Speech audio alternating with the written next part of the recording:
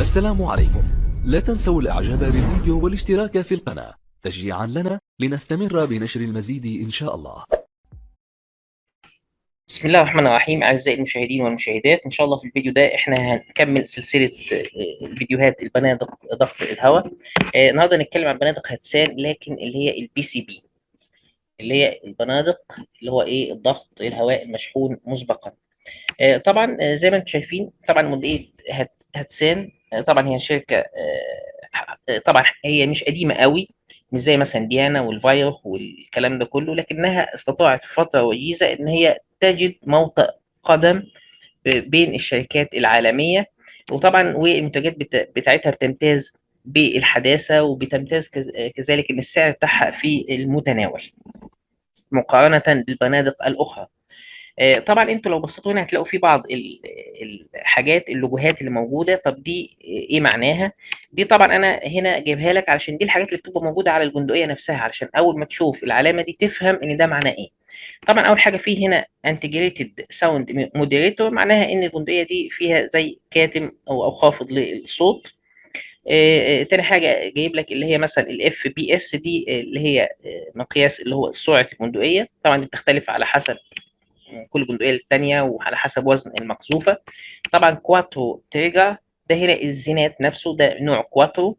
هنا في توجلو. توجلو ده عباره عن النشان الامامي والخلفي اللي هو ذو الالياف البصريه. في كلمه ساس. الساس طبعا ده عباره عن سيستم موجود في بندقيه لامتصاص الصدمات والارتدادات. في طبعا كلمه كيو اي اللي هي كوايت انرجي سيستم، ده برضو ده نظام تقليل الصوت في البندقيه بنسبه 50%. طيب اول بندقيه هنتكلم عنها من بنادق هاتسان هي هاتسان اير ماكس. طبعا زي ما انتم شايفين الدبشك، طبعا البندقيه دي تحفه، دبشك خشبي تحفه بنظام البول بوب. طب ايه هو نظام البول بوب؟ معناه ان قبضه الاطلاق بتاع البندقيه بتوجد امام مؤخره السلاح وليست خلفه. طب ده بيؤدي لايه؟ بيؤدي ان السلاح بيكون اقصر واخف وزنا واكثر احكاما وقدره على المناوره من السلاح العادي اللي هو التقليدي. طبعا الزينات من نوع كواترو وقابل للتعديل على مرحلتين، والدبشك بوساده مطاطيه لامتصاص الصدمات. والماسوره طبعا شاودت بالكامل، وبها نظام تخفيض الصوت بنسبه 50% اللي هو كوايت انرجي سيستم. وبها منظم للضغط، وبها كمان قاعده سكوب. وكمان أداة الترقيم بتاعتها طبعا أعتلة جانبية بسيطة. والأمان يدوي وآلي في نفس الوقت. طيب أما عن مواصفات البندقية دي، فهي بتيجي في ثلاث عيارات: 4.5 مللي و5.5 مللي و6 35 مللي. السرعة بتاعتها في 4.5 مللي بتبقى 355 متر في الثانية، في 5.5 مللي بتبقى 325 متر في الثانية، في 6 35 مللي بتبقى 295 متر في الثانية. وزنها 4 كيلو 700 جرام. الطول الإجمالي 94 سم. طول الماسورة 58 سم ونص. آلية الإطلاق بي سي بي. الطاقة في 4.5 مللي بتبقى 36 جول، في 5.5 مللي 51 جول، في 6 35 مللي 57 جول. الصناعة تركي. سعة المخزن في 4.5 مللي 10 طلقات، في 5.5 مللي 10 طلقات، في 6 35 9 طلقات. سعة الاسطوانة 490 سي سي.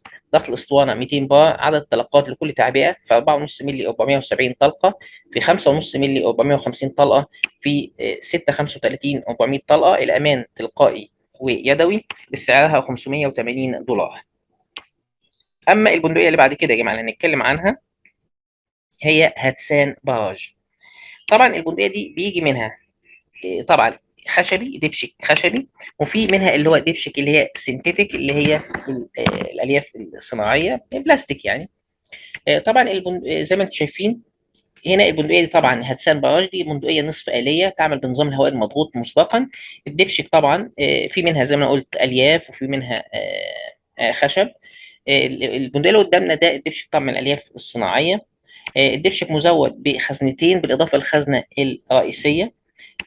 كمان الدبشك به نقوش على المقبض والساعد لإحكام قبضة القناص ولمنع الانزلاق. والدبشك مزود بحدود طبعا قابلة للتعديل، ووسادة كمان مطاطية لامتصاص الصدمات قابلة للتعديل أيضا. المصنوع بها نشان أمامي وخلفي طبعا قابل للتعديل أيضا، والأمان يدوي، والماسورة شراودد بالكامل. أما عن مواصفات البندقية دي يا جماعة، فهي بتيجي في 3 عيارات: 4.5 مللي و5.5 مللي و6 35 مللي. سرعتها في 4.5 مللي 320 متر في الثانية، في 5.5 مللي 295 متر في الثانية، في 6 35 مللي 270 متر في الثانية. وزنها 4 كيلو 620 جرام. الطول الإجمالي 104 سم. طول الماسورة 50 سم. آلية الإطلاق بي سي بي. الطاقة في 4.5 مللي 27 جول، في 5.5 مللي 42 جول، في 6 35 مللي 48.5 جول. الصناعة تركي. سعة المخزن في 4.5 مللي 14 طلقة، في 5.5 مللي 12 طلقة، في 6 35 10 طلقات. سعة الأسطوانة 500 سي سي. ضغط الأسطوانة 250 بار. عدد الطلقات لكل تعبئة في 4.5 100 طلقة، في 5.5 120 طلقة، في 6 35 120 طلقة أيضا. الأمان يدوي. سعرها $900. طيب البندقية اللي بعد كده هي هاتسان جالاتيان 2. طبعا البندقية دي طبعا التلقيم بتاعها يدوي، طبعا بعتلة جانبية صغيرة. الدبشك زي ما انتم شايفين من خشب الجوز بنقوش على المقبض والساعد طبعا لعدم الانزلاق. الدبشك برضه مزود بخدود قابلة للتعديل ووسادة مطاطية أيضا قابلة للتعديل لامتصاص الصدمات والارتدادات. الزنات معدني مطلي بالذهب قابل للتعديل على مرحلتين، طبعا بنظام كواترو اللي احنا قلنا عليه. الماسورة بها نشان أمامي قابل للتعديل ذو ألياف بصرية، وكذلك النشان الخلفي قابل للتعديل أيضا ومزود بالألياف البصرية طبعا اللي هو نظام تروجلو. طيب نيجي بعد كده. أما عن مواصفات البندقية دي فهي بتيجي بثلاث عيارات: 4.5 مللي و5.5 مللي و6.35 مللي. السرعة في 4.5 مللي 360 متر في الثانية، في 5.5 مللي 333 متر في الثانية، في 6.35 مللي 303 متر في الثانية. الوزنها 3 كيلو 900 جرام. الطول الإجمالي 107 سم ونص. طول الماسورة 58 سم ونص. آلية الإطلاق بي سي بي. الطاقة في 4.5 مللي 37 جول، في 5.5 مللي 53 جول، في 6.35 مللي 60 جول. صناعة تركي. سعة المخزن في 4.5 مللي 16 طلقة، في 5.5 مللي 14 طلقة، في 6.35 13 طلقة. سعة الأسطوانة 255 سي سي. ضغط الأسطوانة 200 بار. عدد الطلقات لكل تعبئة في 4.5 مللي 100 طلقة، في 5.5 مللي 90 طلقة، في 6.35 80 طلقة. الأمان يدوي. سعرها $872. أما البندقية اللي بعد كده فهي هاتسان بي تي 65 اس بي إليت. طبعا البندقية دي زي ما انتم شايفين كده التلقيم يدوي أيضا. الدبشك من الألياف الصناعية. تصميم مريح به نقوش كالمعتاد على المقبض والساعد لإحكام المسكة. الدبشك به فتحات لعدد خزنتين احتياطيتين. والدبشك كمان به خدود قابلة للتعديل ووسادة مطاطية لامتصاص الصدمات. والزنات طبعا اللي هو كواترو قابل للتعديل على مرحلتين من المعدن المطلي بالذهب. الماسورة طبعا بها نشان أمامي قابل للتعديل مزود بالألياف البصرية، ونشان خلفي كذلك قابل للتعديل مزود بالألياف البصرية اللي هي نظام تروجلو. أما عن مواصفات البندقية دي فهي بتيجي في ثلاث عيارات: 4.5 مللي و5.5 مللي و6 35 مللي. السرعة في 4.5 مللي 380 متر في الثانية، في 5.5 مللي 360 متر في الثانية، في 6 35 مللي 330 متر في الثانية. وزنها 4 كيلو 230 جرام. الطول الإجمالي 108 سم. طول الماسورة 58 سم ونص. آلية الإطلاق بي سي بي. الطاقة في 4.5 مللي 40 جول، في 5.5 مللي 61 جول، في 6 35 مللي 70 جول. الصناعة التركي. سعة المخزن 10 طلقات في 4.5 مللي، وفي 5.5 مللي 10 طلقات، وفي 6 35 9 طلقات. سعة الأسطوانة 255 سي سي. ضغط الأسطوانة 200 بار. عدد الطلقات لكل تعبئة في 4.5 مللي و5.5 مللي 70 طلقة، في 6 35 مللي 65 طلقة. الأمان يدوي. سعرها $730. أما البندقية اللي بعد كده فهي هاتسان نوفا ستار. هاتسان نوفا ستار. طبعا زي ما انتم شايفين الدبشك طبعا تحفة فنية من خشب الجوز التركي. طبعا التلقيم يدوي ذات عتلة جانبية. الدبشق به خدود قابلة للتعديل ووسادة مطاطية أيضا قابلة للتعديل لامتصاص الصدمات، والزناد من المعدن المطلي بالذهب وقابل للتعديل على مرحلتين، نظام كواترو. الماسورة طبعا شاودد بالكامل وغير مزودة بنشان، معدل استخدام طبعا سكوب 11 مللي، والأمان يدوي. وطبعا لو بصيتوا هتلاقوا تحت الخدود هتلاقي فيه طبعا مكان اللي هو اللي هي الخزن الاحتياطية اللي انت ممكن تستخدمها في البندقية.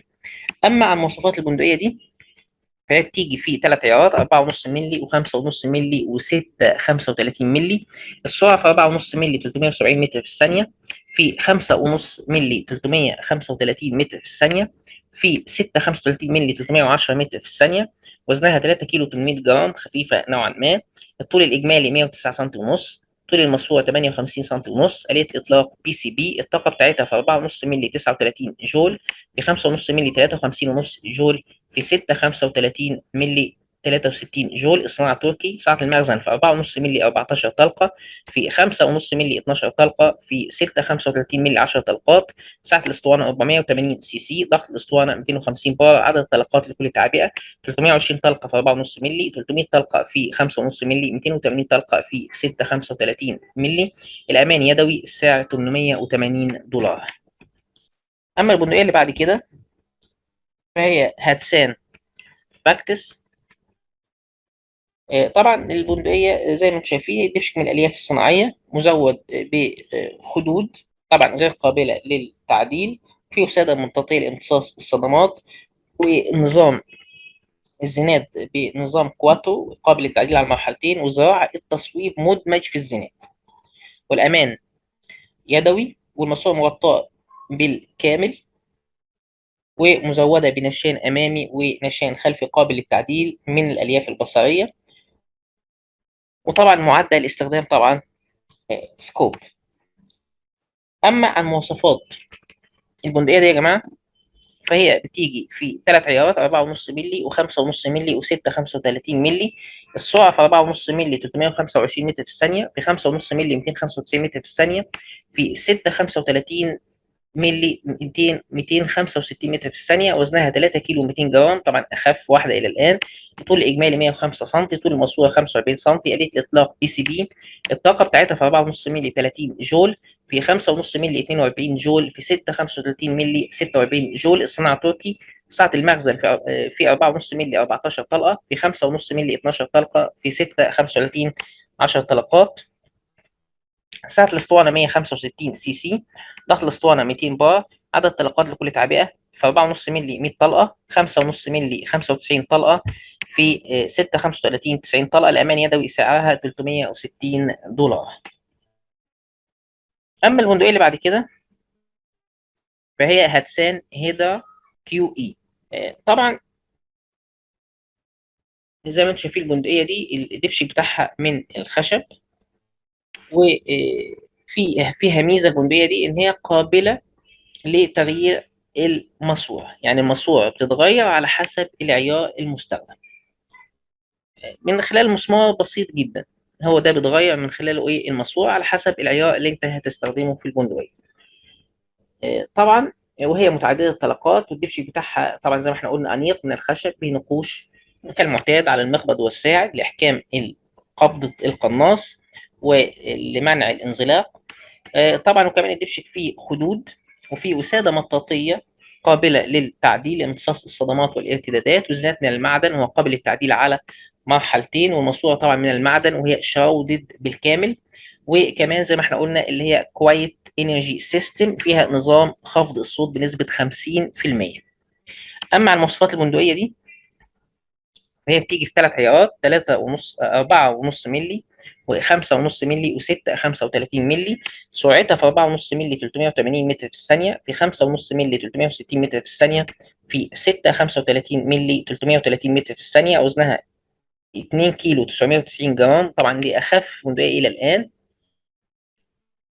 الطول الإجمالي 94 سم ونص، طول الماسورة 45 سم، آلية الإطلاق بي سي بي، الطاقة بتاعتها في 4.5 مللي 30 جول، في 5.5 مللي 42 جول، في 6 35 مللي 46 جول، الصناعة تركي، سعة المخزن في 4.5 مللي 14 طلقة، في 5.5 مللي 12 طلقة، في 6 35 مللي 10 طلقات، سعة الأسطوانة 165 سي سي، ضغط الأسطوانة 200 بار، عدد الطلقات لكل تعبئة 100 طلقة في 4.5 مللي، وفي 5.5 مللي 95، وفي 6 35 مللي 90 طلقة، الأمان يدوي، سعرها $300. البندقية اللي بعد كده هي هاتسان هيركليز بولي. طبعا البندقية دي زي ما انتم شايفين هي مصممة طبعا بنظام البولي بوب، تحميل يدوي من خلال عتلة جانبية، دبشك من الألياف الصناعية، مزود بخدود، قابلة للتعديل، وسادة مطاطية لامتصاص الصدمات. طبعا المنطقة كمان فيها منظم للضغط داخل الاسطوانة. واعلى الدبشك كمان يوجد اللي هو مقعد للسكوب، طبعا سواء صالح ل 11 مللي وصالح ل 22 مللي، وقابل طبعا لتركيب نشان. يعني المنطقة دي كمان ممكن تركب فيها كمان نشان فوق قاعدة السكوب. والماسورة شاودد بالكامل، وبها خافض للصوت زي ما احنا قلنا بنسبة 50%، والزناد قابل للتعديل على مرحلتين. وتمتاز هذه البندقية بالدقة العالية. وبرضو زي ما انتم شايفين هتلاقي برضو تحت الخدود هتلاقي فيه برضو اللي هي الخزنة الايه الاحتياطية. طيب اما عن مواصفات البندقية دي، بتيجي في عيارات كتير جدا، تيجي في 6 عيارات، بتيجي في 4.5 مللي و5.5 مللي و6 35 مللي و7 62 مللي و9 مللي و11 43 مللي. طبعا اللي يهمنا طبعا اول ثلاثه اللي هو 4.5 مللي و5.5 مللي و6 35. طبعا السرعه في 4.5 مللي 395 متر في الثانيه، في 5.5 مللي 375 متر في الثانيه، في 6 35 مللي 365 متر في الثانيه، وزنها 4 كيلو 650 جرام، والطول الاجمالي 92 سم، طول الماسوره 58 سم ونص، آلية الاطلاق بي سي بي، الطاقه بتاعتها في 4.5 مللي 44 جول، في 5.5 مللي 67 جول، في 6 35 مللي 87 جول، الصناعه بتاعتها تركي، سعه المخزن في 4.5 مللي 17 طلقه، في 5.5 مللي 14 طلقه، في 6 35 13 طلقه، في 7 62 10 طلقات، في 9 مللي 9 طلقات، في 11 43 مللي 7 طلقات. سعة الاسطوانة 500 سي سي، ضغط الاسطوانة 250 بار، عدد طلقات لكل تعبئة طبعا في 4.5 مللي 95، 5.5 مللي 85، 6 35 مللي 80 طلقة، الأمان يدوي، سعرها $900. أما البندقية اللي بعد كده يا جماعة فهي هاتسان فلاش بوب كيو اي. طبعا احنا اول ما تلاقي كيو اي ده اللي هو النظام اللي هو كوايت انرجي سيستم، اللي هو الماسوره شاودد بالكامل، بتخفض الصوت بنسبه 50%. طيب زي ما انتم شايفين طبعا هنا التصميم بتاع البندقيه اللي هو تصميم بول بوب، تلقيم يدوي، في ترباس جانبي، الدبشة طبعا من خشب الجوز الرائع، طبعا الشكل تحفه، المقبض طبعا محكم جدا، ويمكن تعديل كمان ارتفاع الدبشك، في وسادة مطاطية لامتصاص الصدمات، الزناد كواترو قابل للتعديل على مرحلتين، والدبشك به منظم عشان ينظم الضغط داخل الاسطوانة. طبعا في قاعدة سكوب 11 مللي، والماسورة بها نظام زي ما احنا قلنا اللي هي الكيو اي اللي هي كوايت انرجي سيستم، ده بيخفض الصوت بنسبة 50%، وهي شراودد بالكامل. البندقية دي بتمتاز بالقوة المفرطة والدقة العالية جدا في نفس الوقت، ودي معادلة صعبة جدا. طبعا أما عن مواصفات البندقية دي فهي بتيجي في 3 عيارات، 4.5 مللي و5.5 مللي و6 35 مللي. سرعتها في 4.5 مللي 325 متر في الثانية، 5.5 مللي 295 متر في الثانية، 6 35 مللي 265 متر في الثانية، وزنها 2 كيلو 900 جرام، الطول الإجمالي 81 سم ونص، طول الماسورة 45 سم، آلية الإطلاق بي سي بي، الطاقة بتاعتها في 4.5 مللي 30 جول، في 5.5 مللي 42 جول، في 6 35 مللي 46 جول، الصناعة تركي، سعة المخزن في 4.5 مللي 14 طلقة، في 5.5 مللي 12 طلقة، في 6 35 مللي 10 طلقات. سعة الاسطوانة 165 سي سي، ضغط الاسطوانة 200 بار، عدد الطلقات لكل تعبئة. في 4.5 مللي 100 طلقة، في 5.5 مللي 95 طلقة، في 6 35 مللي 90 طلقة. الأمان يدوي وسعرها $300. أما البندقية اللي بعد كده فهي هاتسان جلاديوس. طبعا البندقيه زي ما انتم شايفين، طبعا هي بنظام البول بوب، الدبش بتاعها بنظام البول بوب. التلقيم طبعا يدوي، الماسوره شاودد بالكامل، بها نظام اللي هو خفض للطاقه بنسبه 50%. لو بصيتوا هتلاقوا فيها 3 خزن منفصله موجوده في البندقيه في الاسفل، يعني معناها البندقيه بتيجي فيها 4 خزن، 3 موجودين خلف المقبض، وبالنسبه للخزنه الاساسيه طبعا فيها وساده مطاطيه قابله للتعديل لامتصاص الصدمات، والزناد طبعا بنظام كواترو قابل للتعديل. اما عن مواصفات البندقيه دي يا جماعه، فهي بتيجي في 3 عيارات، في 3 4.5 مللي و5.5 مللي و6 35 مللي. السرعه في 4.5 مللي 380 متر في الثانيه، في 5.5 مللي 360 متر في الثانيه، في 6 35 مللي 330 متر في الثانيه. وزنها 4 كيلو 650 جرام. الطول الاجمالي 87 سم ونص، طول الماسوره 49 سم ونص. آلية الاطلاق بي سي بي. الطاقه بتاعتها في 4.5 مللي 30 جول، في 5.5 مللي 42 جول، في 6 35 مللي 46 جول. الصناعه تركي. سعه المخزن في 4.5 مللي و5.5 مللي 10 طلقات، في 6 35 9 طلقات. سعه الاسطوانه 255 سي سي، ضغط الاسطوانه 200 بار، عدد طلقات لكل تعبئه في 4.5 مللي 120 طلقه، في 5.5 مللي 115 طلقه، في 6 35 105 طلقه.